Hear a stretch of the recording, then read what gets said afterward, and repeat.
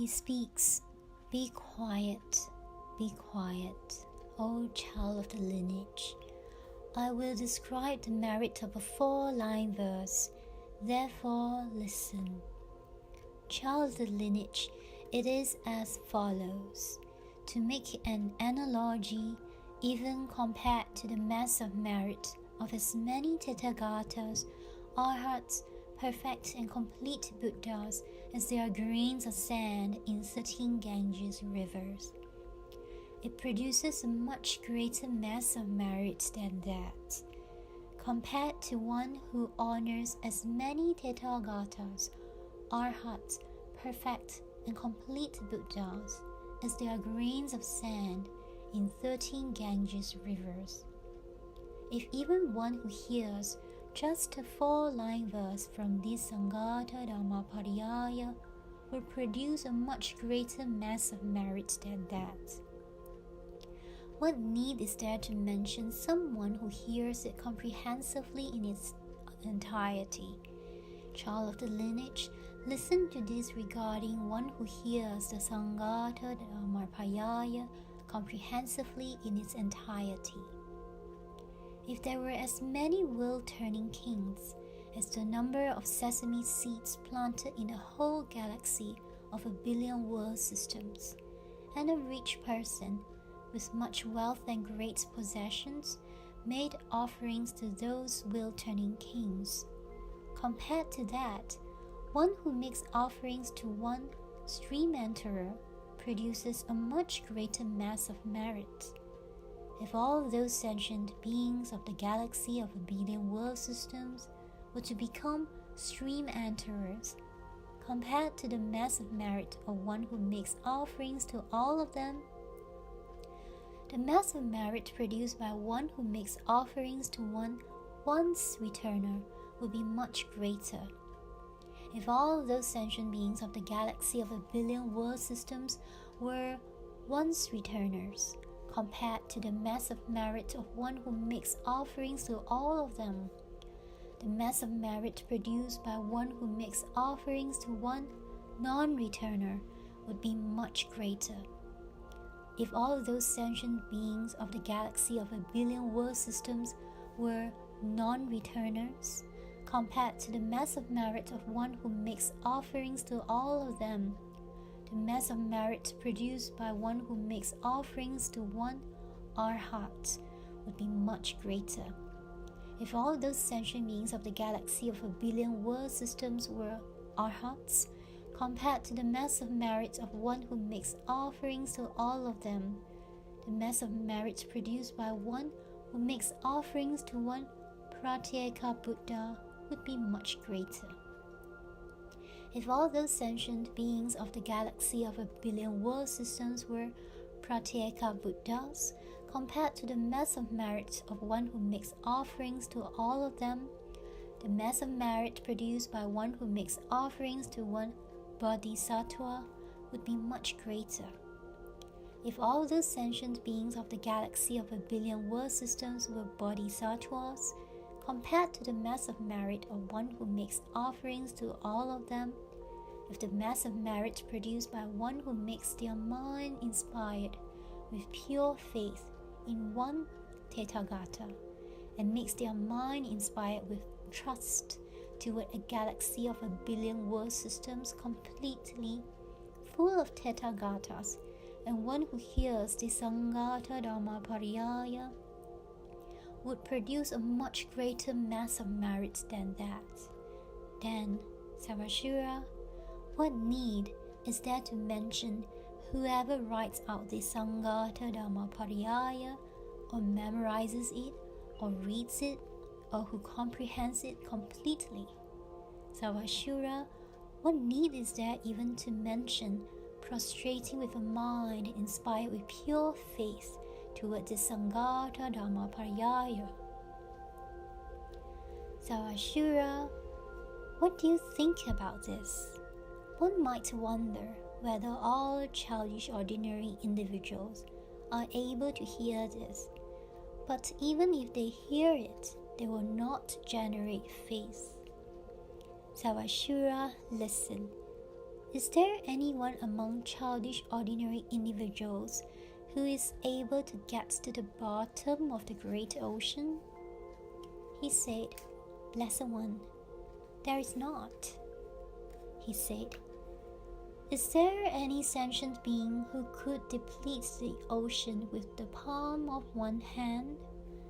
He said, Blessed One, there is not. Sanghata, there is not. He said, Sarvashura, just as there is no sentient being at all able to dry up the great ocean, Sarvashura, nor is any sentient being of a lower aspiration able to listen to this Dharmaparyaya.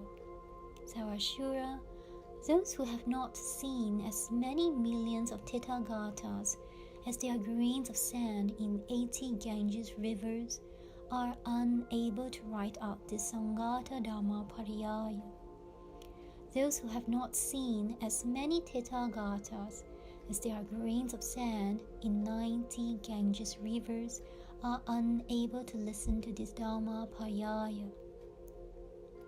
Those who have not seen hundreds of thousands of myriad millions of Tathagatas, having heard this Dharmaparyaya, will reject it. Sarvashura, those who have seen as many as 100 million Tathagatas, as there are grains of sand in the Ganges river, when they hear this Dharmaparyaya, will produce a mind inspired with pure faith. They will be delighted. They will understand correctly, exactly as it is. That one will have faith in this Sanghata Dharmaparyaya and will not reject it. Sarvashura, listen. Those who write out just a 4-line verse from the Sanghata Sutra, after they pass 95,000 million world systems, their Buddha feel will become just like the Sukhavati world system.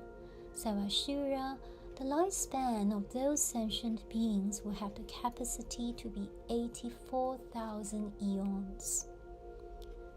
Sarvashura, listen. As for those bodhisattvas, those great beings, who hear as little as a 4-line verse from the Sanghata Dharmaparyaya, Sarvashura, it is as follows. To make an analogy, a sentient being who has committed the 5 uninterrupted actions, ordered them done, or rejoiced in their doing, will purify the bad karma of the 5 uninterrupted actions. If they too hear just a 4-line verse from the Sanghata Dharmaparyaya, it is like that. Listen, Sarvashura, and I will explain still another good quality. It is as follows.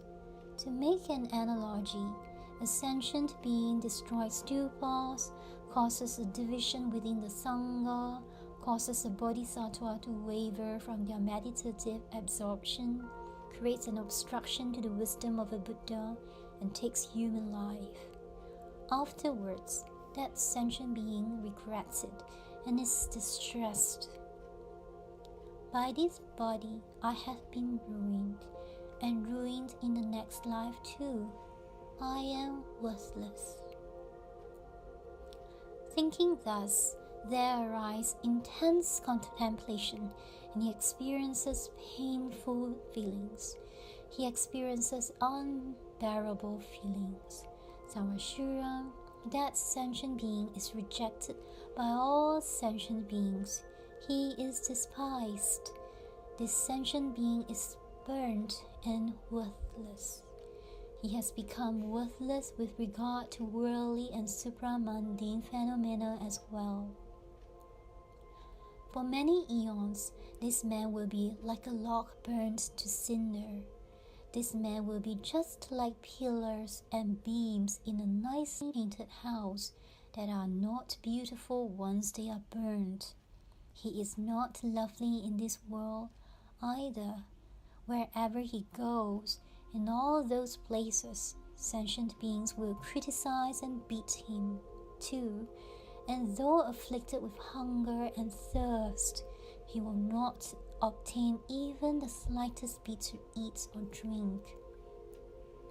On account of that, he experiences a feeling of suffering and is reminded of the destruction of the stupas and of the 5 uninterrupted actions out of hunger and thirst and abuse, and having been reminded on account of that, he thinks, "Where am I to go?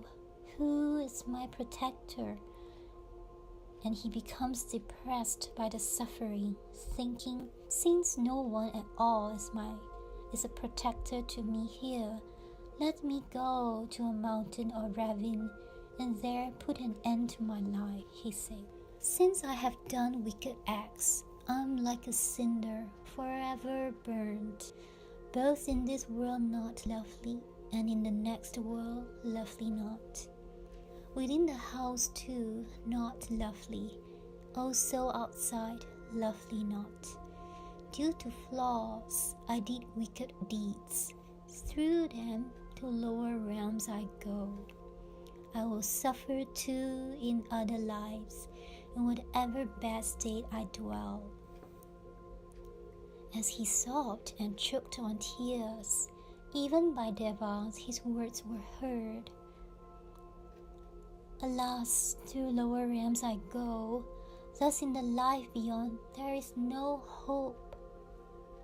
The devas said to him, "Foolish person, thinking so, drop this suffering mind and go.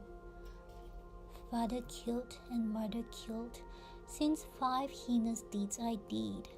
Refuge, comrade, none for me. Suffering feelings I will have.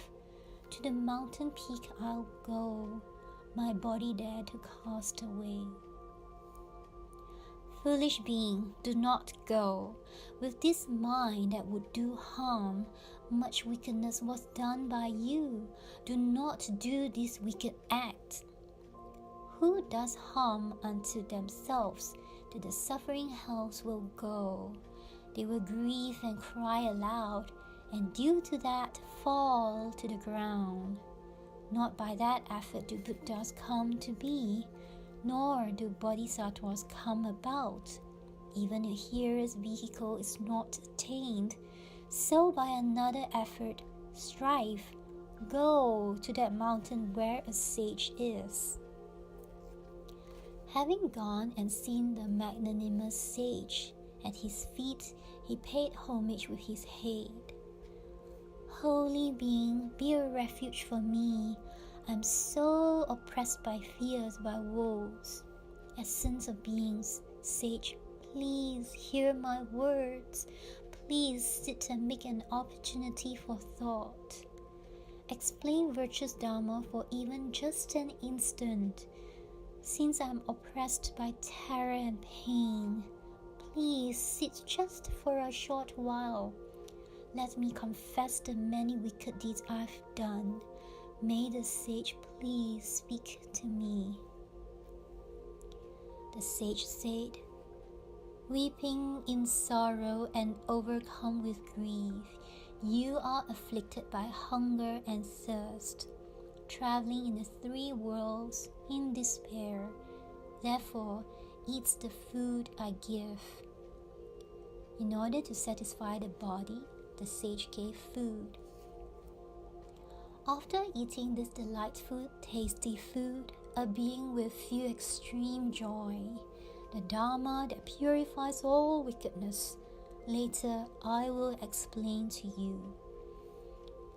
Then in one instant he ate that delicious food of his.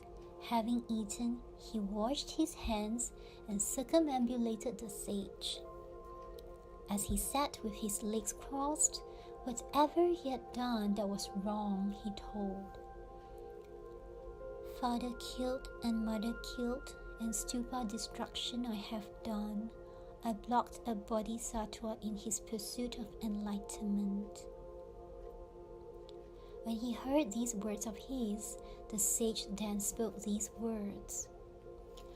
"Since you have done wicked acts, oh my, you are not virtuous. Make a confession of the wicked acts that you have done or ordered done. At that time, at that moment, he was pierced with agonizing pains and became distressed with terror. He said to the sage, "Who will be my protector? Since I have done wicked acts, I will undergo suffering." Then that man placed both knees on the ground and said to the sage, "All the wicked deeds I've done and ordered done, I now confess. May they not bring wicked results. May I not experience suffering. Let me become close to you, sage. Please become my refuge. Make me without regret and at peace, and thus pacify my bad karma." Then at that time, at that moment, that sage said to the man, reassuring him, "Being, I will be your refuge. I will be your support. I will be the friend who defends you. So listen to the Dharma in my presence without fear." Have you heard even a little of the Dharmaparyaya called Sanghata? That one said, "I have not heard it at all."